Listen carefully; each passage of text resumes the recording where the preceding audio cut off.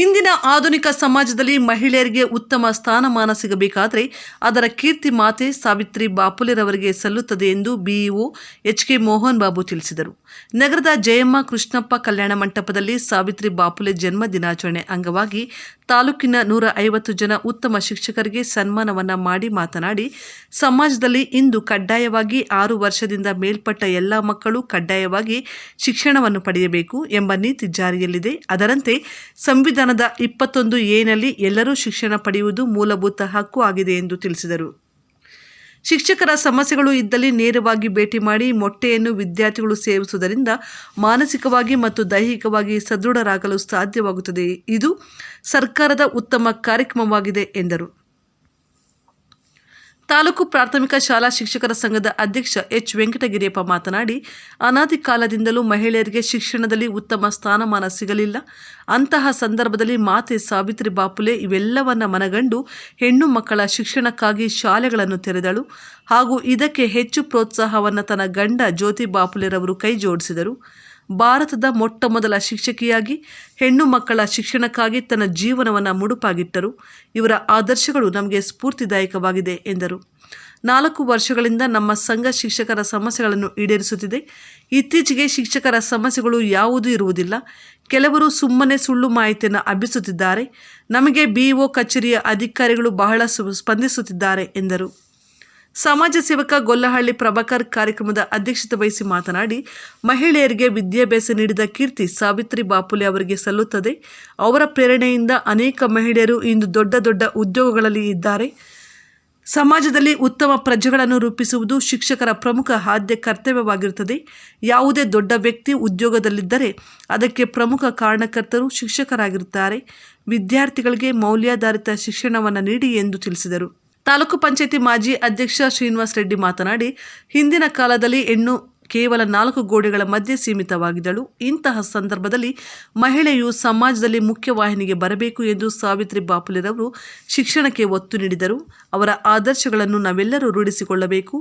ಸಮಾಜದಲ್ಲಿ ಉತ್ತಮ ಬದಲಾವಣೆಗಳನ್ನು ತರಬೇಕಾದರೆ ಅದು ಶಿಕ್ಷಕರಿಂದ ಮಾತ್ರ ಸಾಧ್ಯವಾಗುತ್ತದೆ. ಉತ್ತಮ ನಾಗರಿಕ ಜ್ಞಾನಿ ಆಗಬೇಕಾದರೆ ಉತ್ತಮ ಶಿಕ್ಷಣ ನೀಡಿದಾಗ ಮಾತ್ರ ಸಾಧ್ಯವಾಗುತ್ತದೆ.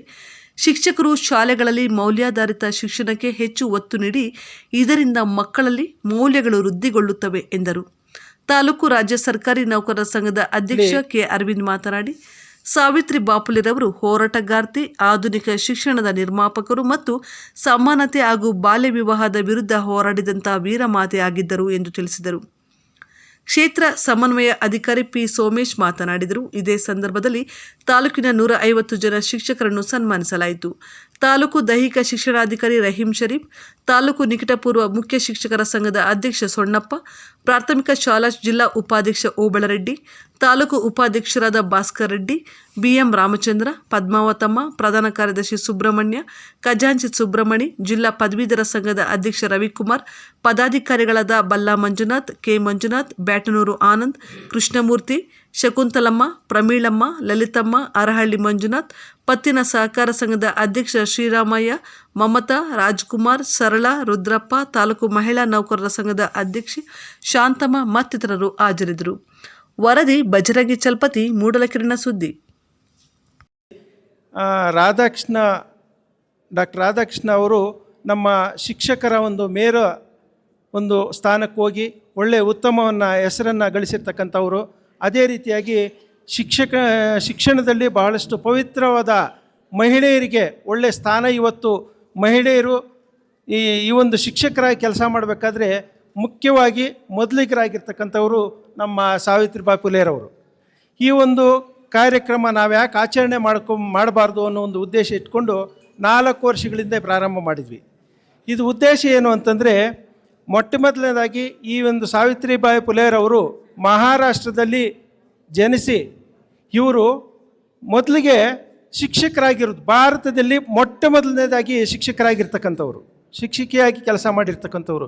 ಇವರು ಬಹಳಷ್ಟು ಕಷ್ಟಗಳನ್ನು ಅನುಭವಿಸಿದರು. ಅಂದರೆ ಮಹಿಳೆಯರು ವಿದ್ಯಾಭ್ಯಾಸ ಮಾಡಬಾರ್ದು, ಶಿಕ್ಷಕರಾಗಬಾರ್ದು ಅನ್ನೋ ಒಂದು, ಉದ್ಯೋಗದಲ್ಲಿ ಸೇರಬಾರ್ದು ಅನ್ನೋ ಒಂದು ಇಂದಿನ ಇತಿಹಾಸದಲ್ಲಿದ್ದನ್ನು ಇವರು ತಿರುಚಿ ಎಲ್ಲರೂ ಸಮಾನರಾಗಿ ಬಾಳಬೇಕು, ಪುರುಷರೇ ಅಲ್ಲ ಮಹಿಳೆಯರು ಕೂಡ ಸಮಾಜದಲ್ಲಿ ಎಲ್ಲರೂ ಕೂಡ ಮನುಷ್ಯರೇ ಅನ್ನೋ ಒಂದು ಏಕೈಕ ಗುರಿ ಇಟ್ಕೊಂಡು ಇವರು ಪ್ರಾರಂಭ ಮಾಡಿದರು. ಪ್ರಾರಂಭ ಮಾಡಿದಾಗ ಭಾಳಷ್ಟು ಕಷ್ಟಗಳನ್ನು ಅನುಭವಿಸಿದರು. ಅಂದರೆ ಕಷ್ಟಗಳು ಅಂತಂದರೆ ಅಷ್ಟಿಷ್ಟಲ್ಲ, ಅದನ್ನು ತಿಳ್ಕೊಂಡ್ರೆ ಭಾಳಷ್ಟು ನೋವಾಗ್ತದೆ. ಅವರು ಆ ಪಾಠಶಾಲೆ ಹೋಗ್ಬೇಕಾದ್ರೆ ದಾರಿಯಲ್ಲಿ ಕೆಸರನ್ನು ಎರಚಿ ಅವರಿಗೆ ನೋವನ್ನು ಪಡ್ಕೊಡ್ತಾಯಿದ್ರು. ಅಂಥ ಸಂದರ್ಭದಲ್ಲೂ ಕೂಡ ಬೇರೆ ಒಂದು ಬ್ಯಾಗಲ್ಲಿ ಅವರ ಸೀರೆಯನ್ನು ಎತ್ಕೊಂಡು ಹೋಗಿ ಶಾಲೆಯಲ್ಲಿ ಉಟ್ಕೊಂಡು ಪಾಠ ಮಾಡ್ತಾಯಿದ್ರಂತ ನೋಡಿ. ಅಂದರೆ ಎಷ್ಟೊಂದು ಕಷ್ಟಪಟ್ಟಿದ್ದಾರೆ ಅಂತ ನಾವು ಅರ್ಥ ಮಾಡ್ಕೋಬೇಕು.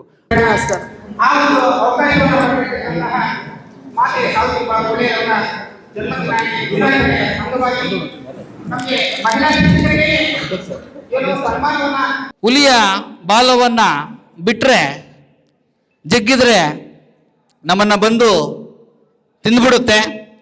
ಜಗ್ಲಿಲ್ಲ ಅಂತಂದ್ರೆ ನಮ್ಮ ಜೀವನ ಸಾಗಲ್ಲ, ವೃತ್ತಿ ಹೋಗಲ್ಲ. ಬಹುಶಃ ಬೇರೆ ಎಲ್ಲ ಒಂದು ವೃತ್ತಿಗಳನ್ನ ಪ್ರಯತ್ನ ಮಾಡಿ ಆ ವೃತ್ತಿಗಳಲ್ಲಿ ಫಲ ಸಿಗದೇ ಇರತಕ್ಕಂಥ ಸಂದರ್ಭದಲ್ಲಿ ಶಿಕ್ಷಕ ವೃತ್ತಿಯನ್ನು ಆಯ್ಕೆ ಮಾಡ್ಕೊಳ್ಳೋದು ಅಂತಕ್ಕಂಥದ್ದು ಸರ್ವೇ ಸಾಮಾನ್ಯವಾಗಿರ್ತಕ್ಕಂಥ ಆಗಿನ ಮಾತು.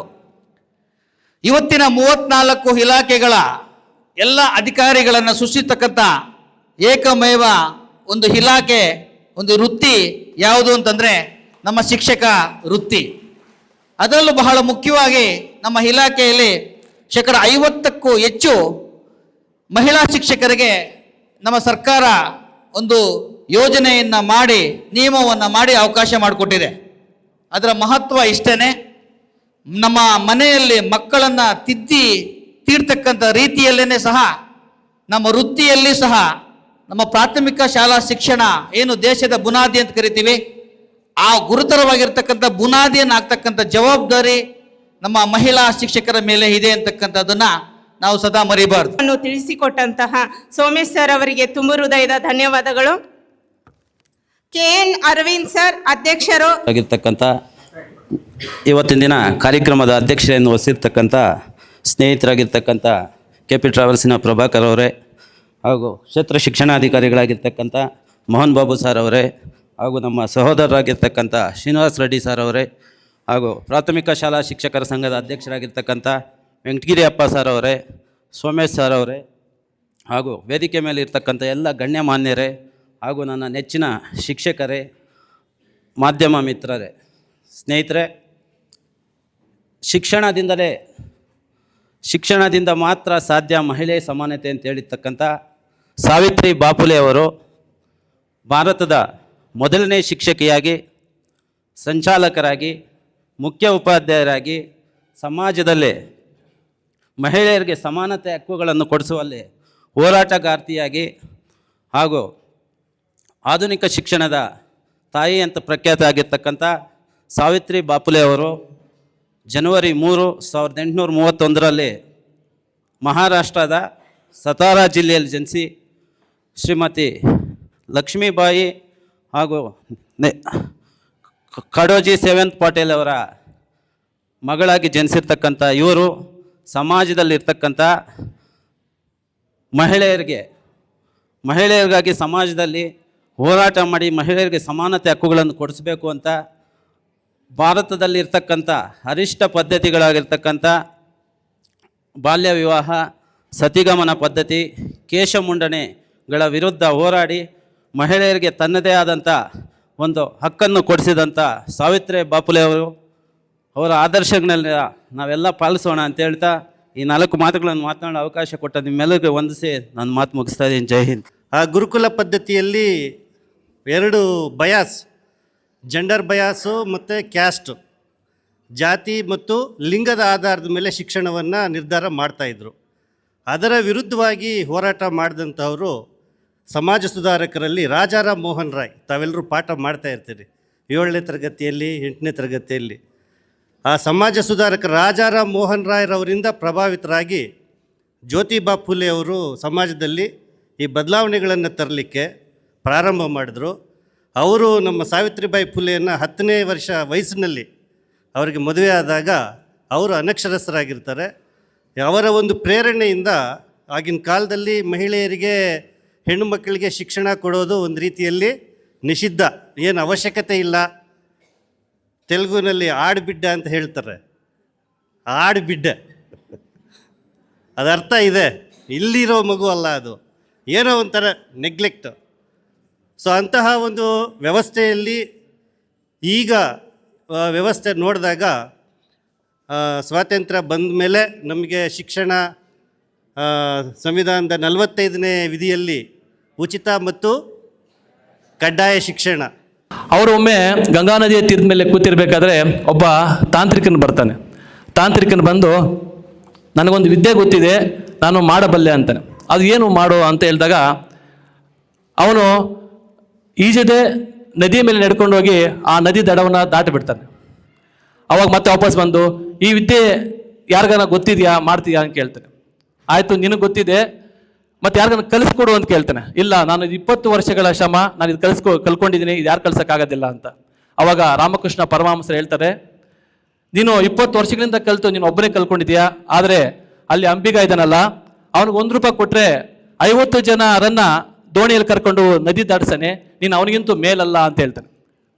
ಅಂದರೆ ಉಪಯೋಗವಾಗಿರ್ತಕ್ಕಂಥ ಒಂದು ಕೆಲಸ ದುಡ್ಡಿಗಾಗಿ ಆಗ ಶ್ರಮದಿಂದ ಬರಲ್ಲ. ಆ ಉಪಯೋಗವಾಗಿರ್ತಕ್ಕಂಥ ಕೆಲಸ 10 ಜನಕ್ಕೆ ಒಳ್ಳೇದಾಗಬೇಕು, ಅಂತಹ ಕೆಲಸವನ್ನು ಅಂಬಿಗನ ಮಾಡಬಲ್ಲ, ನೀನು ವ್ಯರ್ಥ ಅಂದಾಗ ಆ ಮಾಂತ್ರಿಕ, ಆ ತಾಂತ್ರಿಕ ಏನು ಮಾಡ್ತಾರಪ್ಪ ಅಂದರೆ ತಲೆ ತಗ್ಗಿಸ್ಕೊಂಡು ಹೊರಟೋಗ್ತಾರೆ. ಆ ಉಪಯೋಗದ ಕೆಲಸ ಮಾಡ್ತಕ್ಕಂಥವ್ರು ಯಾರು ನಮಗೆಲ್ಲ ಗೊತ್ತಿದೆಯಲ್ಲ, we are the game changers, we are the teachers, ನಾವೇ ಶಿಕ್ಷಕರು. ಕಿರಣ ಯೂಟ್ಯೂಬ್ ಚಾನಲ್ ಅನ್ನು ತಪ್ಪದೇ ಸಬ್ಸ್ಕ್ರೈಬ್ ಮಾಡಿ, ಲೈಕ್ ಮಾಡಿ, ಶೇರ್ ಮಾಡಿ. ನಮ್ಮ ಮುಂಬರುವ ಎಲ್ಲಾ ವಿಡಿಯೋಸ್ಗಳಿಗಾಗಿ ಪಕ್ಕದಲ್ಲೇ ಇರುವ ಬೆಲ್ ಬಟನ್ ಅನ್ನು ಒತ್ತಿ.